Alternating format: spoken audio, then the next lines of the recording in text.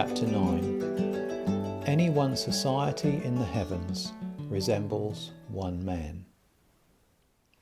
I have frequently been permitted to see that each society of heaven resembles one man, and is in the likeness of a man. There was a society into which many who knew how to feign themselves angels of light had insinuated themselves. They were hypocrites. When these were being separated from the angels, I saw that the entire society appeared at first like a single indistinct body, then by degrees in a human form, but still indistinctly, and at last clearly as a man. Those who were in that man and made up the man were such as were in the good of that society. The others, who were not in the man and did not make up the man, were hypocrites. The latter were cast out, the former retained. Thus a separation was effected.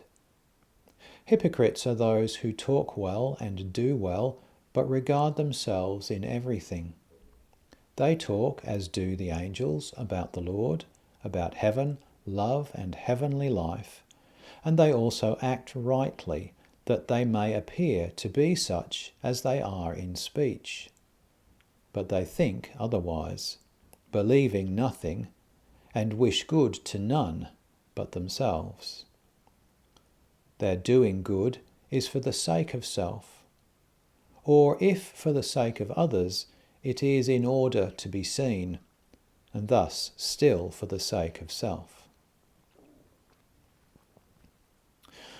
I have also been permitted to see that an entire angelic society, when the Lord manifests himself as present, appears as a one in the human form. There was visible on high, towards the east, something like a cloud, from dazzling white becoming red, with little stars round about, which were descending. By degrees, as it descended, it became brighter, and at last was seen in a perfect human form. The little stars round about the cloud were angels, who so appeared by virtue of light from the Lord. It ought to be known that whenever all in one society of heaven appear together as one, it is in the likeness of a man, yet no one society is just such a man as another.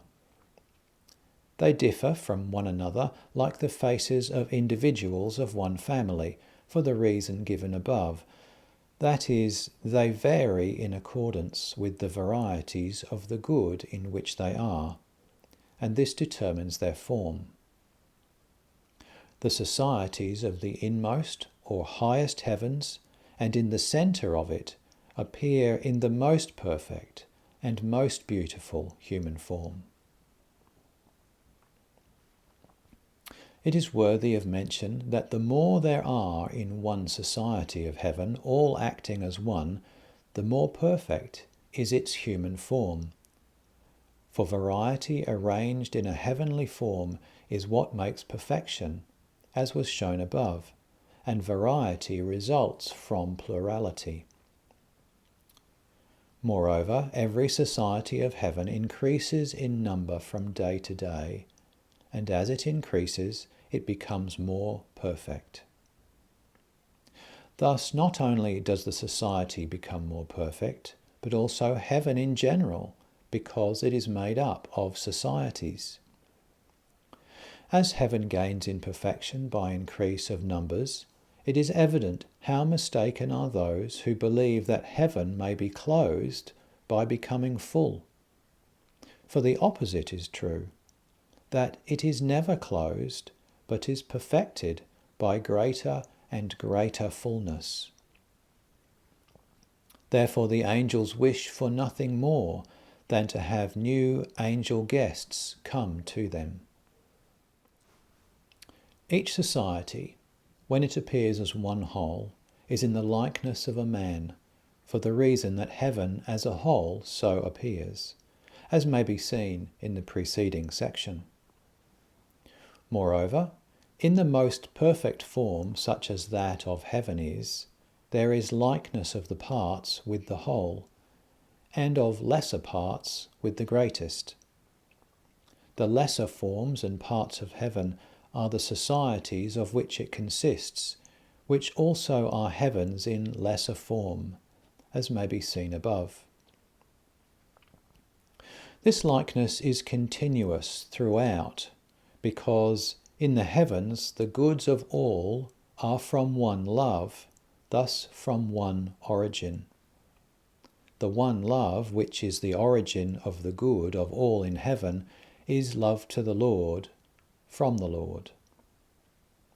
It is from this that the entire heaven in general, any one society less generally, and each angel in particular, is a likeness of the Lord. What has been further said on this matter may be seen above.